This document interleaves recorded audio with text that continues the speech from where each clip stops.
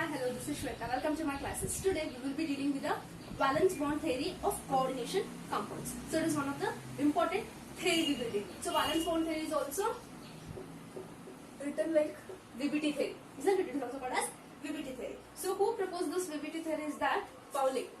So Pauling was the one who proposed this valence bond theory. So according to this theory, what happens? There will be a metal as well as ligand, isn't it? So we will draw the metal like this and we will take the ligand here. Clear? So according to this, what happens? This M I have taken it as a metal and L is a ligand. So there will be a formation of metal and ligand, isn't it? There will be a formation of metal and ligand. Bond, isn't it? Bond will be formation between metal and ligand. So here, metal, according to this theory, what? Metal should contain vacant d orbitals. These should be vacant, isn't it? Metal should contain vacant d orbitals. It should contain vacant d orbitals. Whereas whatever this ligand is there, no, it should be with the filled orbitals. It should be having filled orbitals. This is according to VBT theory. Clear? So I will differentiate this. So metal should have vacant orbitals, whereas ligand should have filled orbitals. And here metal will act as a Lewis acid. So here metal will act as a Lewis acid. You know what is Lewis acid? Lewis acid means what? Which accepts the electrons. Here it accepts the electrons. Where it accepts the electrons from? It will accept the electrons from your ligand. So here ligand will be what? Your Lewis base. So your ligand will be your Lewis base. Lewis base means what? It will donate the electrons. It will donate the electrons. Where it will donate? It will donate the electrons to the metal. So what happens here? Exception of electron takes place, hence it is called as Lewis acid, and your ligand will donate the electrons and it is called as a Lewis base. And according to this theory, there is a formation of bond between metal and ligand, isn't it? So here there is a formation of bond between metal and ligand. This bond itself is referred as what? Coordinate covalent bond. This bond is referred as coordinate covalent bond. Clear? So again, according to valence bond theory, no? So strong field ligands are those which will contain carbon and nitrogen as a donor. So they are said to be strong field ligands. And weak field ligands are those which are containing oxygen and halogen donors. So now you got to know if carbon and nitrogen are present as a donors, then there will be strong field ligands, and oxygen and halogen as a donor, then they will be weak field ligands. But it did not explain why only this. It didn't explain, but just it explained that if these are the donors, it will be strong field ligand. If these are the donors, then it will be weak field ligand. Now we will study what will happen if strong field ligands are there and what will happen if weak field ligands are there. First we will go on to strong field ligands. If your carbon and nitrogen is present, means what happens in the presence of strong field ligands? So the electrons are forced to pair. What happens? Electrons are forced to pair. Means pairing takes place here. If electron is only this much, means like three orbitals are there with it.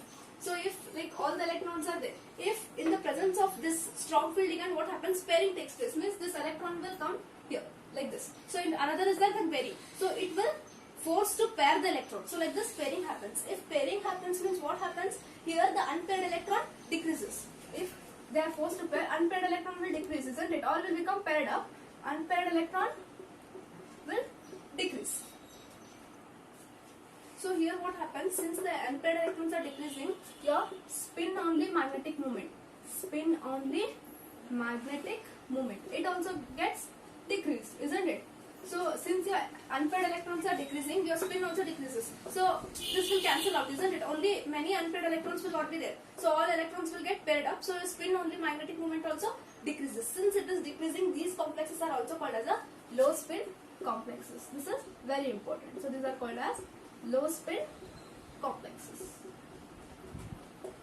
So such complexes are called as low spin complexes. Now what happens in the presence of weak field ligands? If oxygen is there, halogen is there, then what will happen? So here what will happen? Here in the presence of strong field, the pairing was taking place. Here there is no effect on pairing. So you can tell that there is no effect on pairing. Means pairing doesn't take place. It doesn't entertain the pairing here. So it will not affect any pairing. So unpaired electron increases here, isn't it? So pairing doesn't take place, means your unpaired electron, what happens? Unpaired electron will increase. Hence what happens here? Only spin magnetic moment. Your spin only magnetic moment. What about that? Your spin only, magnetic moment also increases. Isn't it? Since unpaired electrons are more, your spin also will be more. Hence, these paired are called as what? High spin complexes. So, your spin will be more. So, hence they are called as high spin complexes. Clear? So, strong field ligands pairing takes place. They are called as low spin ligands, and weak field ligand there is no pairing. Hence, they are called as high spin complexes.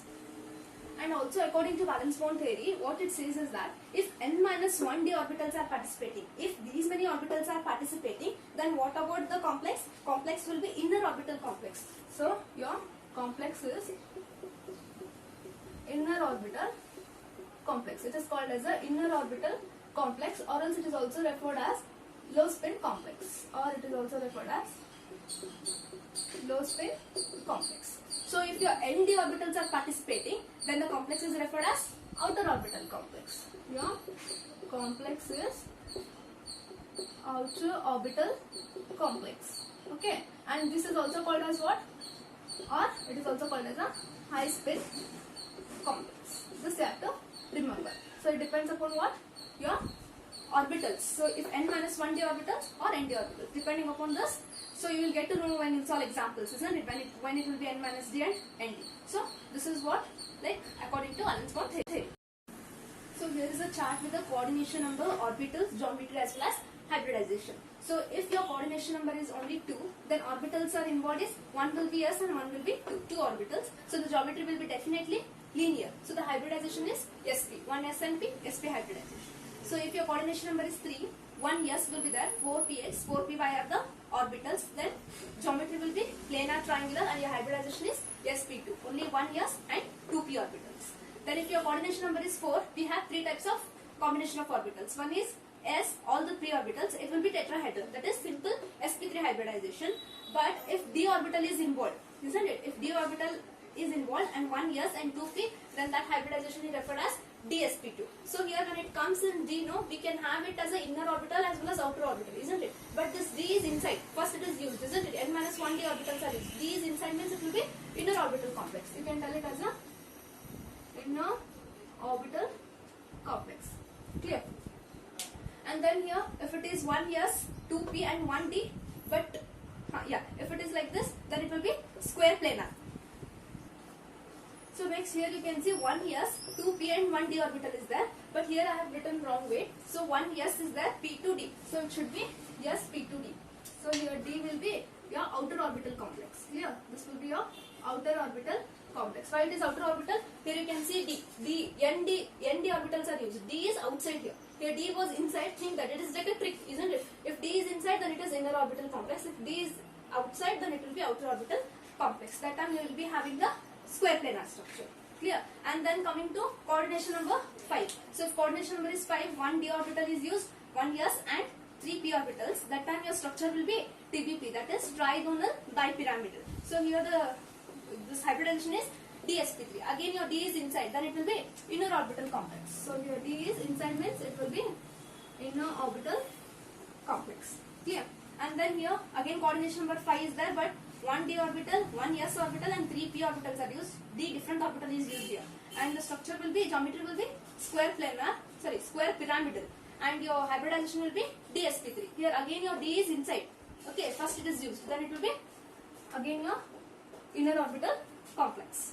And then if coordination number is 6, then 1 s, px, py, pz, dx square minus y square and z square are the orbital used. Then the structure will be, geometry will be octahedral and hybridization is sp3 d2. 1 s, 3 p's and 2 d.